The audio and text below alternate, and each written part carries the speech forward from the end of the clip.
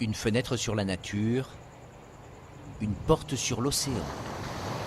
Nous sommes dans l'un des hôtels les plus tendances et les plus secrets de l'Inde du Sud.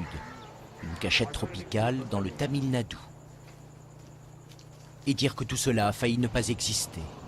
4 jours avant l'inauguration de ce petit paradis, le tsunami emporte tout sur son passage. Une nouvelle énergie s'est installée après le tsunami, qui nous a permis de faire les choses différemment. Différemment, le mot-clé. Car chaque bungalow est un modèle unique, une œuvre d'art. Patchwork d'architecture, ici une maison traditionnelle du Kerala, au loft très design, en passant par la hutte, version Robinson Crusoe. Toutes originales et surprenantes à choisir selon l'humeur du moment. On est gâtés tous les ans, il y a toujours quelque chose de nouveau, c'est super. Du nouveau fait avec de l'ancien. Publicitaire reconverti dans l'hôtellerie, Dimitri est en train de remonter dans les règles de l'art une 50e chambre. Maison de granit du XIVe siècle, les bas-reliefs érotiques sont d'origine.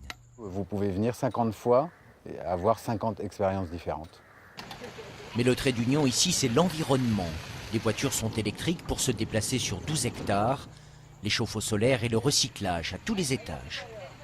Le jardin est bio, les employés sont locaux, le tout à quelques encablures de Pondichéry. Pondichéry, cet ancien comptoir, il a beau avoir été rendu à l'Inde en 1962, on y respire toujours un certain parfum de France. C'est ici qu'on trouve d'ailleurs le meilleur steak frites du pays. Pierre, le patron, s'y est installé il y a 48 ans. Des Français, il en voit passer.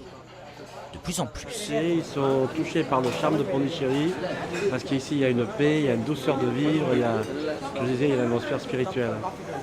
L'Inde attire, l'Inde fascine pour toutes sortes de raisons. Mais pour Dimitri, qui sait renifler les bonnes affaires chez les brocanteurs du coin, il faut savoir chercher. Là, j'ai été derrière dans le store parce que les belles choses sont cachées ici. Chez nous, on les met en vitrine. Ici, elles sont derrière. Il faut pouvoir y accéder. Il faut mériter. Belles choses cachées ou pas, seuls 86 000 touristes français ont pu y accéder cette année.